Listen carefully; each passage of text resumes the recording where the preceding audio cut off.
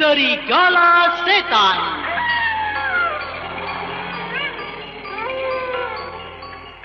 Serigala Setan.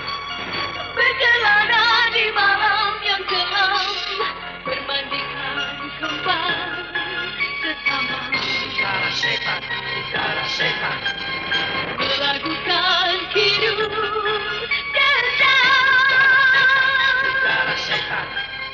Itulah serigala setan. Serigala Setan. Naskah karya Her Astra Jingga. Ilustrasi musik Frans Harius. Teknik dan montase DJ Arifin. Sutradara Dian Pertiwi. Pembawa cerita Eli Kusuma. Selamat mendengarkan.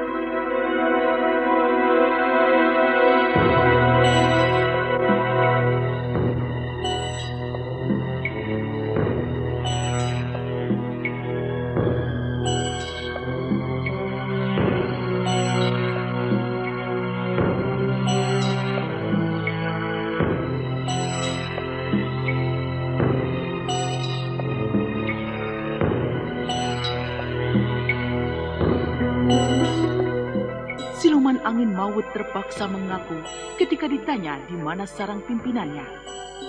Maka Ratu Biang dan beberapa pengikut merasa ada harapan setelah mendengar keterangan siluman angin maut. Dan pada saat itu pula, siluman angin maut segera ingin bebas dari ikatan rambut kuda.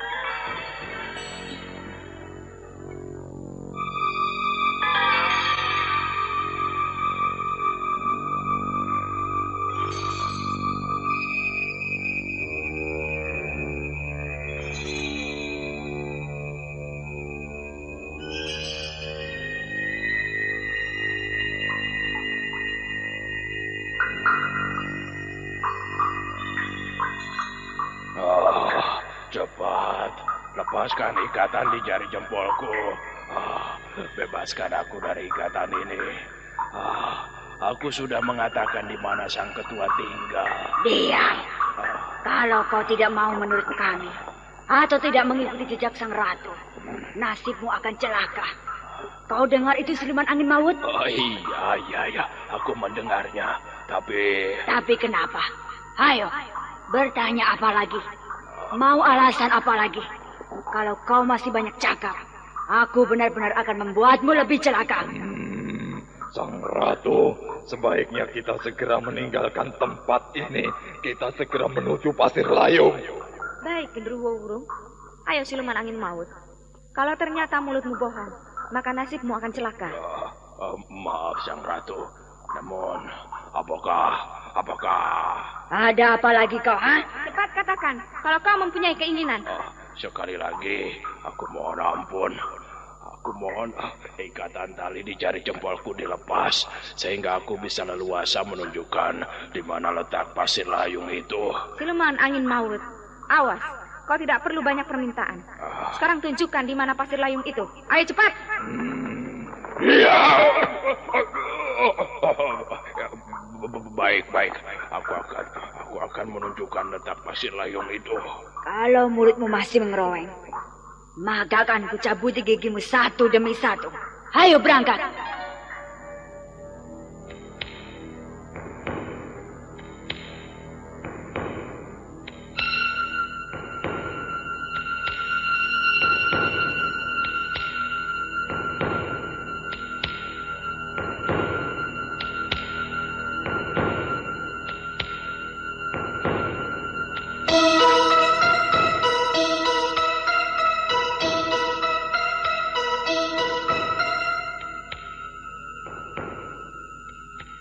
Di saat siluman angin maut diikuti Ratu Biang dan pengikutnya menuju Pasir Layung, ternyata penguasa Gunung Kidul telah dihadapi anak buahnya. Dan siluman padas gempal pun telah membawa tawanannya, yaitu Retna Kingkin dan Waramuyang. Pasir Layung terdapat di sebuah goa yang sangat luas, yang di dalamnya dipenuhi oleh pasir yang berwarna hijau pupus.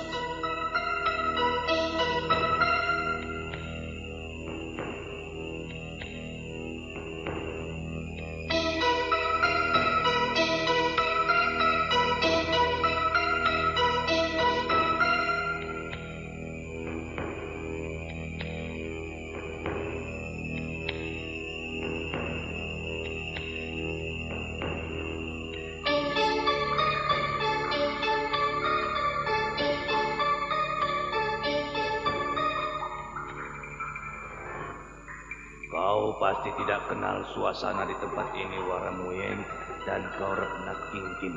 Nah, ketahuilah, kalian merupakan tawananku.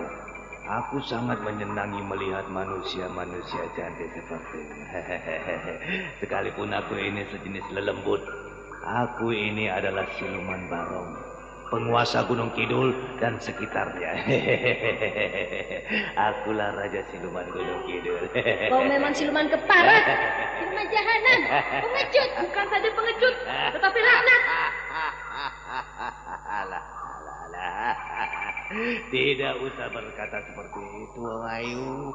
Tidak perlu kau mengucapkan kata-kata seperti itu, Waramuyeng Retna Kingkin. Dengarlah kalian berdua. Aku ini memang siluman yang senang melihat kecantikan manusia. Tetapi aku ini tidak rakus terhadap perempuan, mengerti kan? Bebaskan kami dari tempat ini. Bebaskan kami. Kami mempunyai sesembahan tersendiri. Dan jika saja sesembahan kami datang, maka tempat ini akan digulung habis. Mengerti? Manusia-manusia cantik yang juga menjadi budak. Lebih baik kalian menjadi manusia-manusia pujaan bagi seluruh pengikutku di Gunung Kidul. Kalian akan dipuja-puja oleh mereka karena kalian menjadi pasangan kami. Itulah kau siluman barong. Jangan sembarangan mengucap. Kau akan dibunuh oleh sang ratu kalau kau terlalu sembrono dengan kami. Sekalipun kau sakti mandraguna, selama ini kau bisa menepuk dada, tetapi nanti kau akan menjadi gedibah sang ratu. Manusia-manusia bodoh. Aku adalah penguasa Gunung Kidul sejak bertahun-tahun.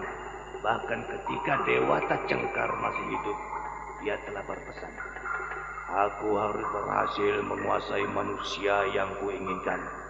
Ya, sekalipun tawananku telah lepas setelah munculnya kelompok kalian. Sebenarnya aku mempunyai tawanan manusia cantik yang secantiknya melebihi kalian. Dia bernama Nandani. Iya. Rupanya kau kenal manusia cantik itu. Berbulan-bulan ia telah menyenangkan hatiku. Sekalipun aku belum menyentuh tubuhnya, namun aku senang melihat keadaannya. Karena dia adalah manusia yang menyenangkan. Maaf, Sang Ketua. Aku menghadap. Hei, ada apa kau kemari tanpa aku panggil Siluman Padas Gempal? Maaf, Sang Ketua. Siluman angin maut tertangkap musuh. Apa katamu? Ayo, katakan dengan jelas. Ayo, katakan dengan jelas. Ayo. Siluman angin maut ditawan oleh beberapa makhluk lembut.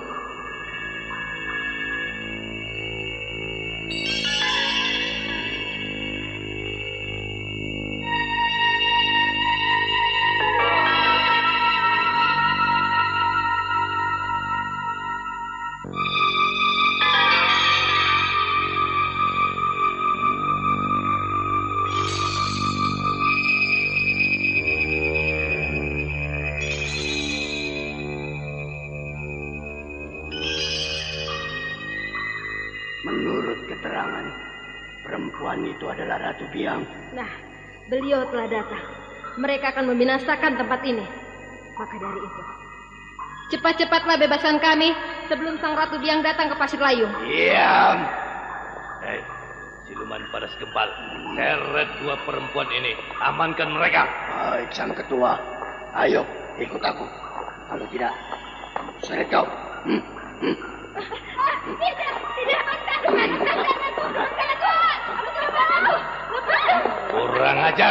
Kurang ajar. Rupanya Siluman Angin Maut telah mengatakan kalau aku berada di Pasir Layung. Benar-benar sial.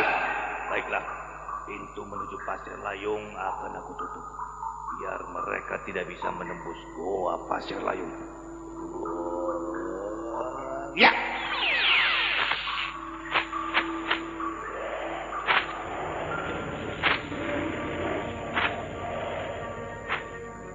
Setelah Siluman Barong mengambil nafas dalam-dalam, maka ia segera mengucapkan beberapa kalimat-kalimat bahasa siluman. Siluman Barong itu mengucapkan mantra-mantra yang sulit dimengerti oleh manusia. Maka dari tangan yang bergetar, muncul dari telapak tangan sebuah gumpalan-gumpalan hitam yang membuat pintu goa tertutup. Dan seketika itu pula, gumpalan-gumpalan asap hitam itu mengeras.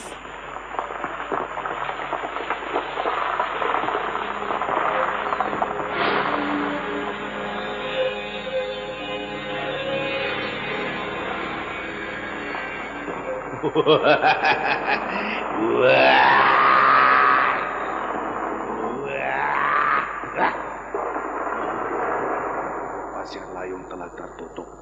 Tak seorang pun manusia bisa menembusnya. Juga termasuk para lelembut yang datang dari tempat lain. Kalian akan celaka, Ratu Biang. Wah!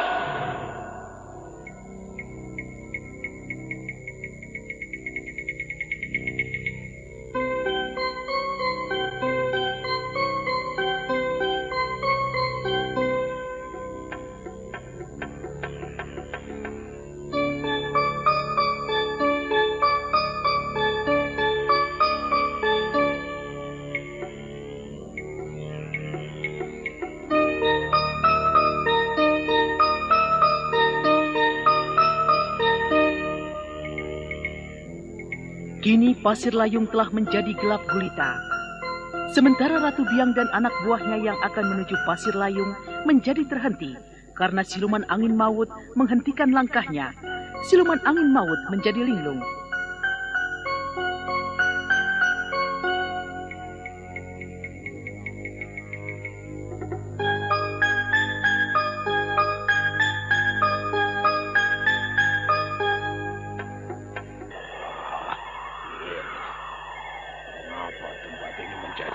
Seperti ini. Padahal tempat ini tempat pintu gua menuju pasir layung. Tapi siluman angin maut, mengapa kau seperti siluman koclok?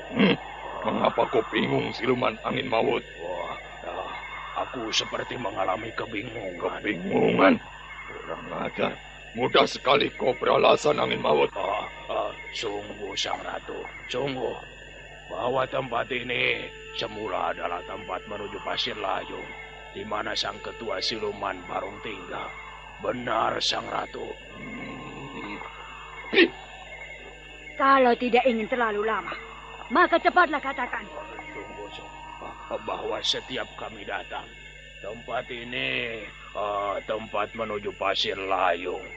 Namun mengapa pintu menuju pasir layung menjadi tertutup? Seperti ada bangunan batu hitam tertumpuk. Siluman angin maut. Iya, Sang Ratu. Dengar, kalau kau masih saja berbelit-belit memberi keterangan kepadaku, maka roh dan darahmu akan kumasukkan ke dalam keris mengkang langit. Sekaligus kau akan menjadi anak buahku. Oh, ampun, Sang Ratu. Aku ingin bebas tinggal bersama sang ketua. Aku lebih senang tinggal di pasir layung saja. Cukup. Jadi benar bahwa tempat ini adalah tempat menuju pasir layung, yang semula adalah sebuah pintu. Benar, Sang Ratu. Sungguh, pintunya sangat luas menyeramkan. Aku tidak berbohong. Baiklah, kalau kau bohong, kau akan tahu sendiri akibatnya. Wewe Gombel dan Gendruwo Wurung. Iya, Sang Ratu. Jebol dinding hitam yang menghalangi itu. Siapa tahu itu adalah rekayasa siluman penguasa Gunung Kidul itu. Baik, Sang Ratu. Dengan kemampuannya, Wewe Gombel dan Gendruwo Wurung segera mundur beberapa tindak. Dan tak lama kemudian, tangan mereka masing-masing segera menghantam bangunan pintu goa pasir layung.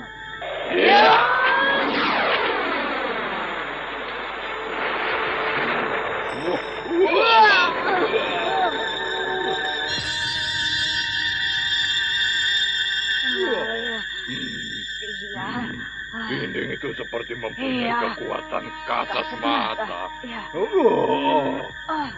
Benar, Sang Ratu. Sepertinya... Kurang ajar. Ternyata mempunyai ilmu tataran tinggi juga siluman Barong itu. Baiklah. Aku harus memanggil sepasang dewa langit. Nyai Pudak Jaratan, Akhir Gulut. Kalian sepasang dewa langit. Ada apa Sang Ratu memanggil hamba? Dan kami telah menghadap. Iya, kalian memang kupanggil. Ketahuilah, kalian kupanggil kemari karena ada perlu.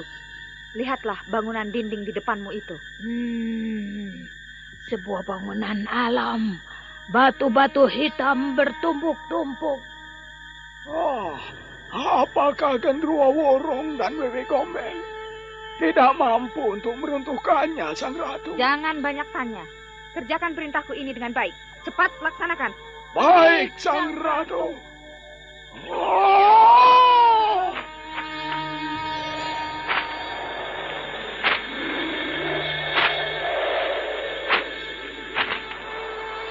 Sepasang dewa langit itu segera mengambil nafas. Dan tidak lama kemudian, asap mengepul dari telapak tangannya. Dua sosok itu kini telah berubah menjadi asap hitam kemerah-merahan dan menyatu. Dan tidak lama kemudian, asap itu bergulung-gulung, lalu menghantam pintu goa. Hebat siluman bareng. Baiklah, aku harus menggunakan cara. Dinding pintu goa pasir layung tidak mampu dirobohkan. Baik, tidak ada jalan lain kecuali menggunakan kekuatan keris mengkang langit. Semua minggir!